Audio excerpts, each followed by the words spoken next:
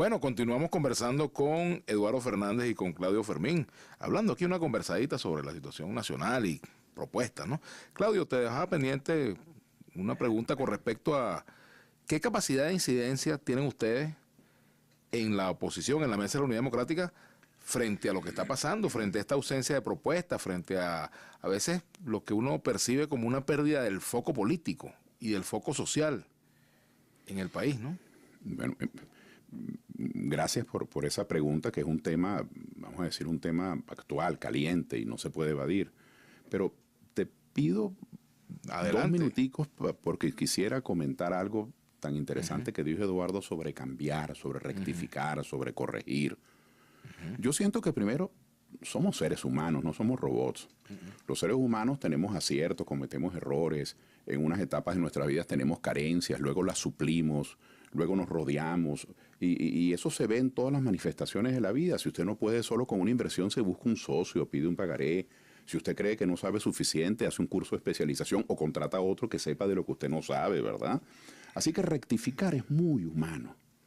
A mí, como venezolano, yo les confieso que a mí yo no sé si el verbo es molestar o me aturde. A mí me aturde mucho que yo no observo ningún propósito de enmienda en el gobierno del presidente Maduro. Que por cierto, yo en varias ocasiones escuché en cadenas a Chávez corregirse a sí mismo y con medidas muy concretas rectificar asuntos que había instrumentado años antes. Pero humanamente esa actitud de autosuficiencia, de infalibilidad que tiene el presidente Maduro, yo en 4 años, Eduardo, al menos yo no recuerdo que él haya corregido una sola de sus medidas, lo cual quiere decir que está muy acorde con el resultado de las mismas, está muy satisfecho. Entonces no creo que eso sea un buen consejo. Quienes le asesoran, este es un atrevimiento mío porque no sé si es que alguien lo asesora, a lo mejor es él mismo, pero quien le asesora o quienes le asesoran, o si él por sus propias cavilaciones cree que rectificar es sinónimo de debilidad, yo le expreso que yo como venezolano, yo aplaudiría muy fuertemente si él rectificase. Si yo viese en una cadena de televisión al presidente Maduro decir, venezolanos, estas 4, 5 o 6 cosas que estoy haciendo bien, las voy a continuar y las voy a perfeccionar. Estas 7 u 8 que estamos haciendo regular, con resultados muy oscilantes, unas veces bien, otras veces deficientes, estas cosas las voy a estudiar y las voy a someter a revisión porque son irregulares los resultados.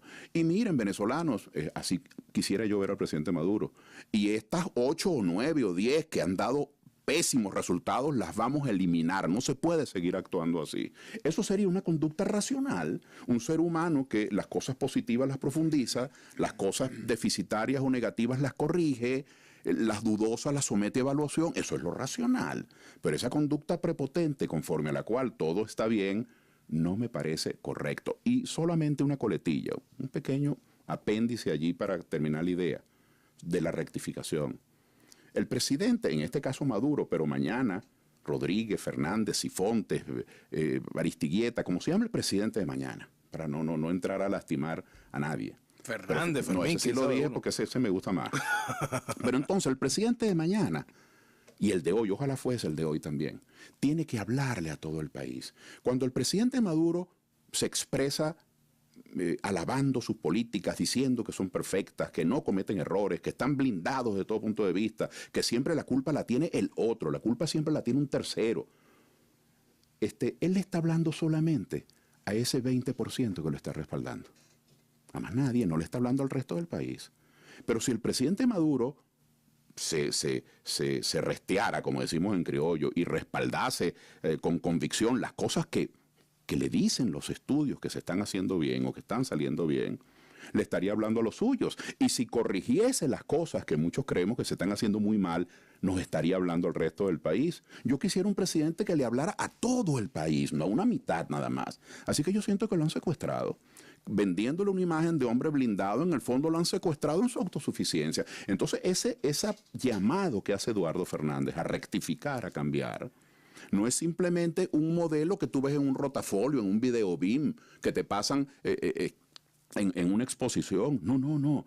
Esos modelos de rectificación y de cambio, si no están precedidos y si no están acompañados por un liderazgo que tenga profundas convicciones de la necesidad de rectificación y que esa necesidad de rectificación no es para sepultar a quien instrumentó eso. Esa rectificación no es para sancionar o como una penitencia histórica para el que lo hizo mal. No, no. Esa necesidad de rectificación es para que entre todos saquemos ese problema a flote y lo convirtamos en solución. Yo, lamentablemente, no soy una persona pesimista, pero debo ser sincero en esto. Yo no observo, pero ni una micra, ni una célula de propósito de enmienda en los compatriotas que están al frente del gobierno. Y eso es malo para Venezuela. ¿Y en la MUD? Que tiene que ver con lo que te preguntaba. Bueno, este otro asunto de la Mesa de la Unidad, yo debo confesarte, bueno, a ti creo que te lo he comentado en algún otro espacio. Sí, no, pero de todas maneras ya me lo preguntas, lo respondo a renglón seguido. Hace 5 o 6 años, no recuerdo fotográficamente, creo que fue hace 6 años, cuando la Mesa de la Unidad Democrática se constituyó, a mí eso me ilusionó muchísimo, por varias razones. Primero, por una razón de tipo práctica. Porque frente a un hombre como el presidente Chávez, un hombre magnético, carismático, con un encanto, un hombre seductor, pues que habla el lenguaje de muchísimas capas de la población, que es un hombre espontáneo, simpático, pero encima de eso, un demagogo. Es decir, un hombre que ofrecía todo y lo ofrecía ya.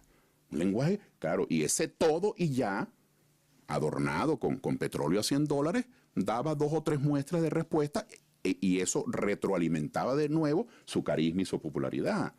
Entonces, un hombre tan carismático, un hombre arrollador en su simpatía, pero que además en la oferta era el populista por excelencia, y con aquel tesoro público repleto, preñado, hombre peligroso. Es decir, si no se entendía que frente a un líder de esas dimensiones había que unirse.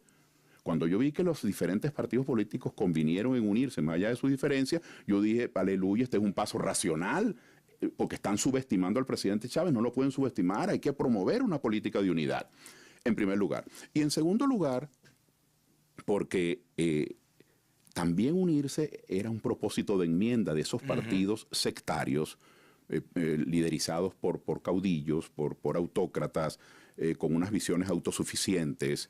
Mire, si aquí pusiésemos nada más que como un trabajo, como un ejercicio de reflexión histórica, si pusiésemos en estos micrófonos las cosas que los adecos han dicho de los copellanos de los adecos, los masistas de los comunistas, los de Primero Justicia de los de Copey, es decir, si la gente pudiera oír lo que han dicho los unos de los otros, yo creo que les daría un poquito de vergüenza. La gente no se puede expresar así de los demás.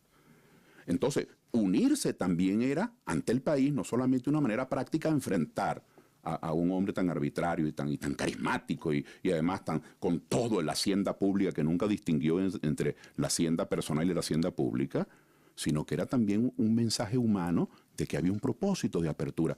Mas yo creo que eso no fue lo que ocurrió. Porque hace 5 o 6 años, aquella fotografía de 26, 27 partidos políticos, eso invitaba al optimismo, eso era el embrión, la semilla de un gran proyecto de unidad nacional.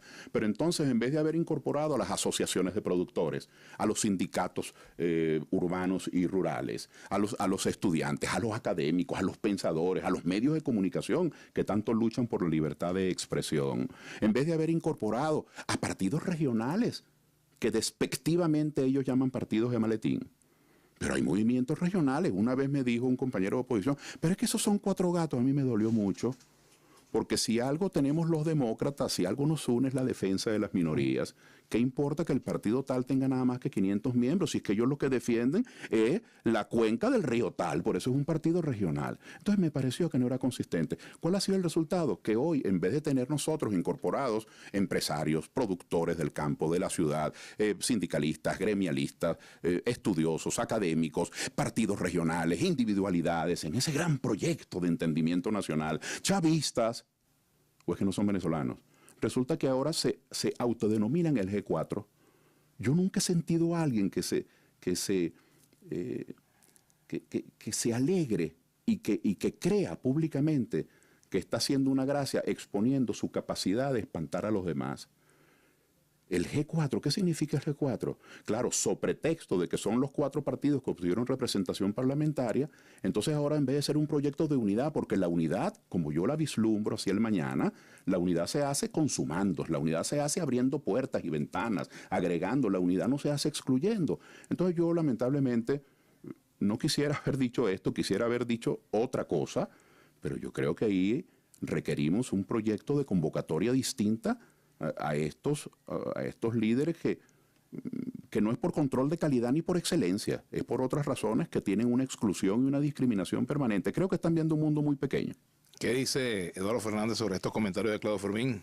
Que la gente, el venezolano que nos está oyendo, el venezolano común, quiere ver a sus líderes ocupados del problema de la comida, del problema del abastecimiento. Incluso la oposición es muy importante, pero yo diría que deberíamos cultivar un concepto más trascendente, que es alternativa. Es indispensable que el venezolano común diga, estos señores que están gobernando no nos resuelven el problema, pero aquí hay una alternativa bien pensada, bien elaborada, planteada por un movimiento que no sea una obsesión con ocupar nosotros posiciones burocráticas, sino que sea muy representativo, como lo ha dicho muy bien Claudio. Los factores de la producción, uno de los problemas más grandes es que no tenemos producción. Antes producíamos arroz y llegó un momento en que exportábamos arroz, producíamos azúcar, producíamos cemento. Nada de eso lo estamos produciendo ahora. Y la gente dice, ¿y qué propone la alternativa? Entonces, si algo yo le sugeriría, con mucho respeto, porque son gente que tiene mucha sabiduría, los que están dirigiendo los partidos políticos, si algo sugeriría yo, es pongan el acento en la propuesta, cómo reactivamos la economía. Y la economía se reactiva con fórmulas muy sencillas. Ahí pudiéramos citar a Gonzalo Barrios, pero al revés, diciendo a ellos les falta un poquito menos de sabiduría. Así es. Pero fíjate tú, inflación ha habido en otros países. En Chile y en Argentina hubo procesos inflacionarios terribles. Pero no solamente en esos países latinoamericanos, en Alemania, que es bueno, Alemania tuvo después de la Guerra Mundial, de la Primera Guerra Mundial, un proceso inflacionario feroz. El remedio para la inflación ya se ha encontrado, ya se sabe. Por eso es que en casi ningún país del mundo hay inflación, con la excepción de Venezuela, con la dolorosa excepción de Venezuela. ¿Por qué hay inflación en Venezuela? Porque no hay producción. ¿Por qué no hay producción? Porque no hay inversiones. ¿Por qué no hay inversiones? Porque no hay confianza. Si nosotros presentamos la alternativa frente al fracaso de las políticas oficiales, la alternativa presenta unas propuestas inteligentes. Poner el control de cambios es muy sencillo, quitarlo es muy complicado. Para quitarlo se necesita un auxilio financiero internacional muy importante. Ese auxilio financiero internacional no va a venir si no hay un gobierno que merezca confianza. Y si no, es complicadísimo levantar el control de cambios. Y si no se levanta el control de cambios, seguimos sin inversiones. Y si seguimos sin inversiones, seguimos sin producción y seguimos con los anaqueles vacíos en los mercados. Entonces, trabajar la representatividad, no bastan los partidos políticos. Los partidos políticos no están viviendo su mejor hora. Los partidos políticos a veces creen que tienen el 80% del país. No. El 80% está contra el gobierno, no necesariamente está a favor de las propuestas de los partidos. Los partidos son muy importantes, pero no es hoy la hora estelar de los partidos. Los partidos tienen que estar presentes, pero tienen que abrirse, como lo dice Claudio, a la representación de los factores de la producción, los empresarios, los trabajadores, los sindicatos urbanos. ¿Hay que crear uno diferente o hay que nuclearse en torno a la MUD? Por ejemplo, ¿qué hacer? ¿Qué harían ustedes? Mira, 3 cosas que me parecen importantísimas. Más sentido de patria, de Venezuela, de nación. La nación es mucho más importante que el proyecto del gobierno.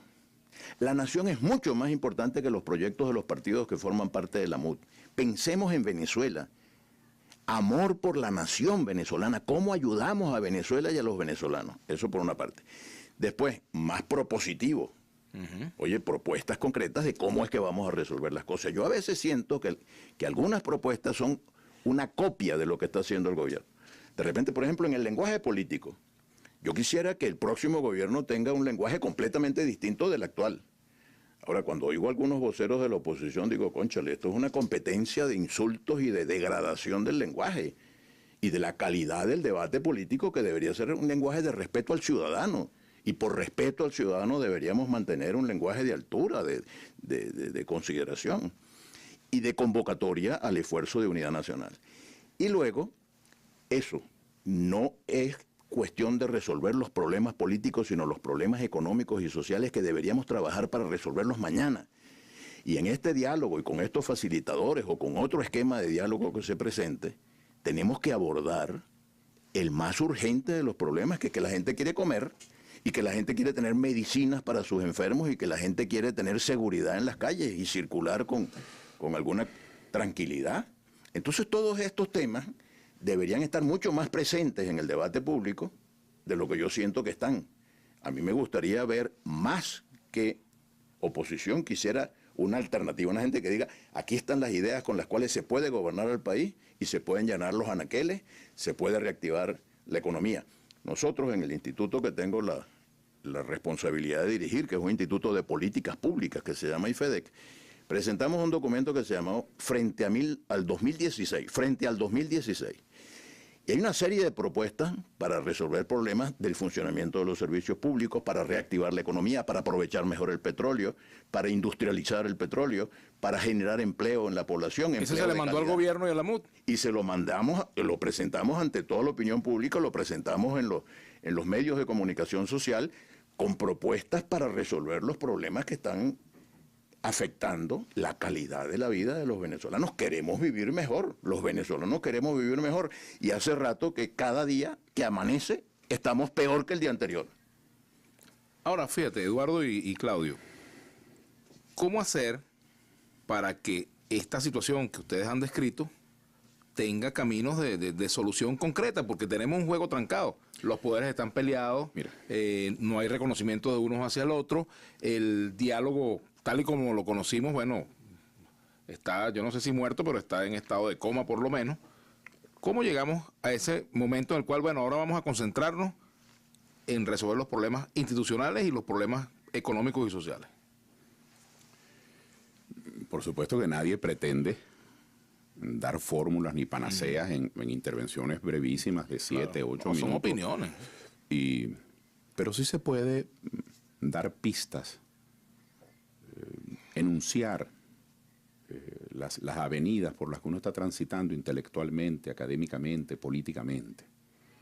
Yo sé que Eduardo y yo estaríamos obligados a pedir excusas, como lo estamos, si algún oyente dice, bueno, pero ¿por qué no desarrolla esa idea más? Bueno, porque tenemos limitaciones de tiempo en muchos casos, pero sí es importante fijar posición. Yo quiero hacer un brevísimo enunciado sobre este problema que preguntaste sobre la MUD y cómo hacemos para,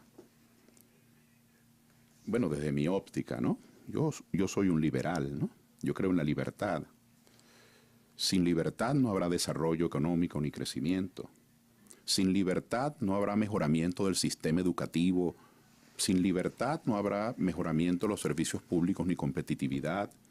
Y sin libertad no habrá crecimiento de las ideas políticas. No habrá avance en los acuerdos nacionales. Ese proyecto unitario, que al principio lucía tan atractivo, ha terminado siendo unas esposas, unos grillos. Ha terminado siendo una cárcel para compañeros de oposición que sienten que son tratados como herejes, como pecadores, si atentan contra una de las conclusiones o de los lineamientos de la Mesa de la Unidad. Ahí hay mucha gente competente y hay mucha gente que trabaja noche y día. Usted puede trabajar noche y día, pero si usted va por el camino más largo y más empedrado, en el clima más lluvioso, por mucho que usted trabaje, usted no va a llegar de primero. Entonces, no se quieren discutir ciertas cosas. El gobierno al principio oprimía y sigue oprimiendo a los venezolanos, y entonces su capacidad de coerción, su capacidad de oprimir es muy grande. Muchachos presentándose con medidas cautelares, medios de comunicación que se autocensuran, gente que tiene miedo de opinar para que no los voten del trabajo. Pero resulta que esa autocensura, Vladimir, ha ido creciendo también del otro lado, Esta es una sociedad donde la autocensura hizo metástasis. Hay tantas cosas que proponerle también a la mesa de la unidad para que corrija, pero la gente se inhibe. No vayan a decir mi vecino, mi hijo, mi papá, que yo soy un tal por cual, que tengo un entendimiento con el gobierno. No vayan a decir eso. Que además, no solamente que la gente le tiene miedo a ese rumor, sino que la gente cree que es verdad, que es bueno construir una sociedad en segregación, donde los chavistas no le hablen a los adecos, ni los copellanos a los justicieros, ni los de Voluntad Popular a los de 20, ni los empresarios. Ese problema de segregación que vive Venezuela. Los adecos andan con adecos, los copellanos con copellanos, los empresarios con empresarios, los periodistas con periodistas, los sindicalistas con sindicalistas. Es algo terrible. Se ha ido perdiendo el concepto de la nación, del proyecto nacional. Y uno ve que la gente habla de proyectos nacionales, pero allí, entre ellos, entre los que se aplauden a sí mismos. Entonces yo tengo que decir con mucha franqueza que si no hay una convicción profunda, yo diría que casi que religiosa, en el valor que tiene la libertad para cambiar los pueblos, no vamos a avanzar. Esas instancias que llaman unitarias, porque la unidad se supone que es una catapulta para que en ella todos nos impulsemos. La unidad ha terminado siendo un cuarto con 4 candados donde nadie puede salir de allí, donde está prohibido opinar de tal o cual manera. Fíjate tú lo de la marcha de ayer. Yo le hice seguimiento con mucho cuidado a la marcha del 23 de enero. Y bueno, lo que he registrado, lo que he percibido es que la concurrencia fue bastante menor que las expectativas de los organizadores. Eso es lo que yo he captado, ¿no? Si no fue así, pues cómo me alegra equivocarme. Y mucha gente que dice que fue mucho menor, me pregunta, ¿y por qué cree usted? Bueno, yo creo fundamentalmente por 2 cosas. Primero, porque ha habido una gran frustración en cuanto a un mecanismo de diálogo, que el mecanismo, la herramienta, es absolutamente inocente de cómo usted la opere. Usted con la dinamita puede abrir un gran boquete para hacer los túneles de la Caracas-La Guaira o para haber hecho la Cabrera, y con la dinamita puede matar gente también. La culpable no es la dinamita. Entonces el culpable no es el diálogo. Entonces esa frustración de haber instrumentado mal la agenda, los procedimientos, ¿cómo se va a hacer un diálogo si ambas partes vivían insultándose noche y día? Porque estaban hablando para sus seguidores, estaban hablando para las gradas, no para el producto final. Y luego, esta propuesta del abandono del cargo, una cosa insólita, porque quienes decimos que hay que respetar el Estado de Derecho, no podemos estar promoviendo una cosa que es contra derecho. Quienes decimos que tenemos que enseñarle a nuestros hijos la verdad, no podemos decir una mentira. Si yo más bien veo que Maduro trabaja 8, 10, 12, 14 horas. Lo que pasa es que trabaja en cosas equivocadas y lo que hace lo hace mal, pero yo no veo que la haya abandonado. Entonces, hacer sinónimo a abandono de fracaso, a abandono de ineptitud, yo creo que es una temeridad que la gente no se traga. Entonces, después del abandono y después del diálogo, ¿cómo creía usted que los convocantes iban a tener ahí 3 millones de asistentes? Es difícil, claro. Ahora, usted dice esto, mucha gente dirá, o alguna gente dirá, concha, Claudio está diciendo una cosa, voy a pensarlo. Y muchos dirán, te fijas, yo te dije que ese tipo está pagado por el chavismo. Entonces, en esas cárceles, esa cárcel que es la autocensura, sin libertad no hay progreso político, como tampoco hay progreso económico. Bueno, vamos a continuar conversando. Tenemos que hacer la pausa, y al regreso, continuamos. Tenemos 2 minuticos. Lo que pasa es que para que Eduardo pueda explicar un poco más. Una recomendación que yo haría es estudiar los ejemplos exitosos de transiciones que se han dado en países que han sufrido dictaduras terribles. Hoy decía tu excompañero Chatterton en mi programa, Roy Chatterton, que no le gusta esa palabra transición. Porque la ha utilizado Estados Unidos para quitar el gobierno, ¿no? Transición es lo que ocurrió, por ejemplo, en Polonia, donde había un régimen comunista y había hambre, y habían colas, y había desabastecimiento. Y un señor muy comunista, era el jefe del Partido Comunista llamado Jaruzelski, se sentó a conversar con un dirigente sindical llamado Lech Walesa, que era dirigente de los sindicatos de Solidarnosc. Y Lech Walesa era opositor al gobierno, y Jaruzelski y Walesa conversaron, nombraron un gobierno de transición, y Polonia tuvo no solamente un cambio político de una dictadura comunista a una democracia basada en elecciones libres, sino que además un progreso económico y una generación de empleo fabulosa. En Chile, después de 3 años de un gobierno socialista con resultados muy negativos, colas, desabastecimiento, etc., Vinieron 17 años de una dictadura militar y hubo una transición inteligente con los partidos políticos que asumieron una actitud muy patriótica, y Chile tuvo no solamente un cambio de dictadura a democracia, sino progreso económico y progreso social. África del Sur, Nelson Mandela preso durante 27 años. El gobierno, que era responsable de una cosa horrible, que era la discriminación de la población mayoritaria, que era la población de color. Bueno, el gobierno negoció con Mandela, organizaron un gobierno de unidad nacional, y al jefe del gobierno que tenía preso a Mandela, Mandela cuando sale y gana las elecciones lo agarra y le dice: no se me vaya, yo quiero tenerlo a usted de vicepresidente, y trabajan un clima de unidad nacional que permitió pasar de una dictadura abominable, el apartheid que llamaban, a un régimen democrático con progreso económico y progreso social. Si todos esos países han tenido en éxito, yo podría hablar de España, de México, de otros países en donde ha habido procesos de transición, le guste o no le guste al señor Chatterton, procesos de transición. Si todos esos países han tenido éxito, los venezolanos no somos menos inteligentes que ellos, ni menos patriotas. Lo que pedimos a nuestros líderes es: pónganse de acuerdo para hacer una transición de esta especie de dictadura, de suspensión de la Constitución, a un régimen plenamente democrático, con libertad, como lo dice Claudio, donde haya progreso económico y progreso social y vivamos todos mejor. Vamos a hacer una transición hacia la pausa y ya regresamos para que libremente podamos hablar sobre el tema del diálogo precisamente. Creo que es bueno ver en qué condiciones pudiera reanimarse o reactivarse un proceso de diálogo en Venezuela, esos 21 puntos que han sugerido los mediadores, y si la mesa de la Unidad Democrática debe sentarse. Es necesario y suficiente que la mesa se siente, hace falta la mesa más otras mesas. Vamos a la pausa, ya venimos con Eduardo Fernández y Claudio Fermín.